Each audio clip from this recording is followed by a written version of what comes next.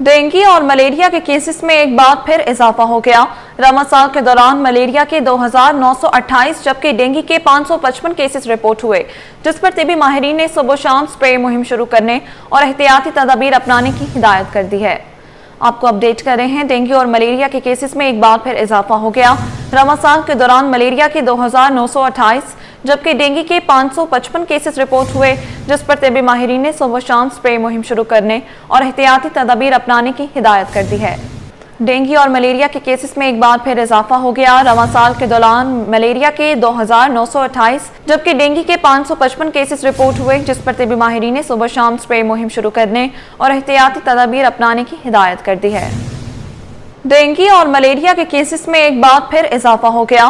رمضان کے دوران ملیریا کے 2928 جبکہ ڈینگی کے 555 کیسز رپورٹ ہوئے، جس پر طبی ماہرین نے صبح و شام سپرے مہم شروع کرنے اور احتیاطی تدابیر اپنانے کی ہدایت کر دی ہے۔ آپ کو اپڈیٹ کر رہے ہیں، ڈینگی اور ملیریا کے کیسز میں ایک بار پھر اضافہ ہو گیا۔ رمضان کے دوران ملیریا کے 2928 جبکہ ڈینگی کے 555 کیسز رپورٹ ہوئے، جس پر طبی ماہرین نے صبح و شام سپرے مہم شروع کرنے اور احتیاطی تدابیر اپنانے کی ہدایت کر دی ہے۔ ڈینگی اور ملیریا کے کیسز میں ایک بار پھر اضافہ ہو گیا۔ رمضان کے دوران ملیریا کے 2928 جبکہ ڈینگی کے 555 کیسز رپورٹ ہوئے، جس پر طبی ماہرین نے صبح شام سپرے مہم شروع کرنے اور احتیاطی تدابیر اپنانے کی ہدایت کر دی ہے۔